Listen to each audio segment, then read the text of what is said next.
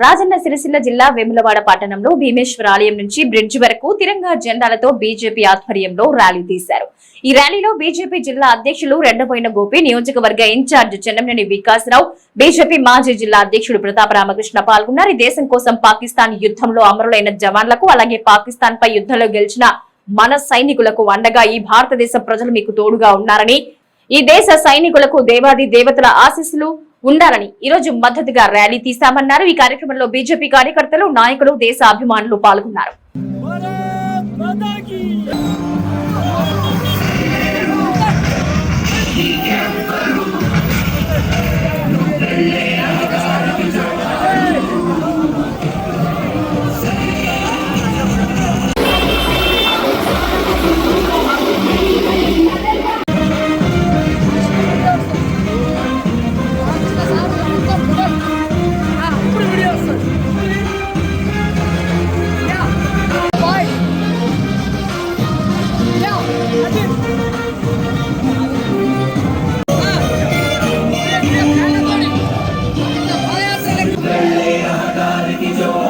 देखी नहीं छाने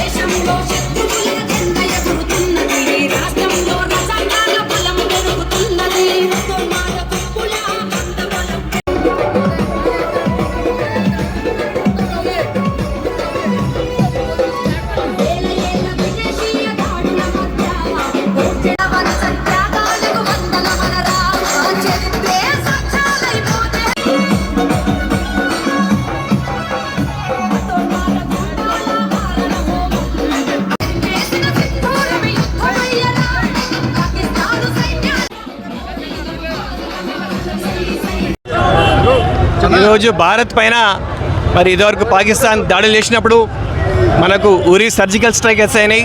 తర్వాత బాలాకోట్ ఎయిర్ స్ట్రైక్స్ అయినాక కూడా పాకిస్తాన్కి బుద్ధి రాలేదు.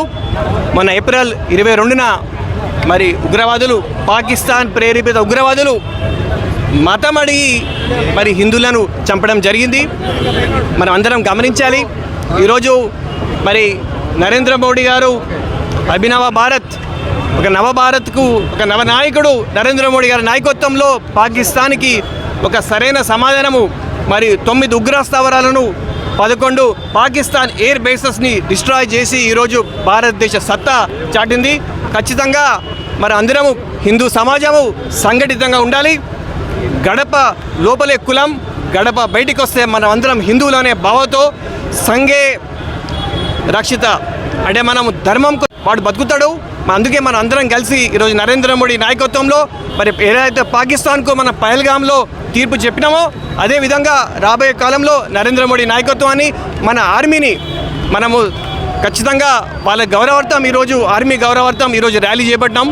మరి ఈ ర్యాలీ విజయవంతం చేయడానికి వేలాది మందిలా అందరూ ప్రజలు, కార్యకర్తలు వస్తున్నారు. ఇదే భావంతో మన నవభారత నిర్మాణానికి నరేంద్ర మోడీ నాయకత్వం ఎంతో అవసరమని ఈ సందర్భంగా చెప్తూ అందరం కలిసికట్టుగా ముందుకెళ్లాలని ఈ సందర్భంగా మనవి వేసుకుంటున్నాను. సింధూర్ భారత ప్రజల మనోస్థితిని, మనోగతాన్ని కూడా గుర్తు చేసింది. మరి సైన్యానికి మద్దతుగా వాళ్ళ గౌరవం కోసం భారతదేశం మొత్తం కూడా ఈ తిరంగా ర్యాలీ భారతీయ జనతా పార్టీ చేపట్టింది. పార్టీలకు అతీతంగా చేస్తూ ఉన్నాం. నరేంద్ర మోడీ గారి నాయకత్వాన్ని ఒకసారి ప్రపంచ దేశానికి రుజువు చేసింది భారత సైన్యం. మరి దాంట్లో భాగంగా వారికి మద్దతుగా వారందరికీ కూడా ఈ కార్యక్రమం చెప్పడం జరిగింది. పార్టీలకు అతీతంగా చేస్తున్న ర్యాలీ కూడా కాంగ్రెస్ పార్టీ కొద్దిగా రాజకీయం చేసే ప్రయత్నం చేస్తూ ఉంది కనుక ఈరోజు ఈ నియోజకవర్గం సందర్భంగా ఈ ర్యాలీ నిర్వహించడం జరుగుతుంది కనుక ఒక్కసారి భారత సైనికులందరికీ కూడా మనం సెల్యూట్ చేద్దాం.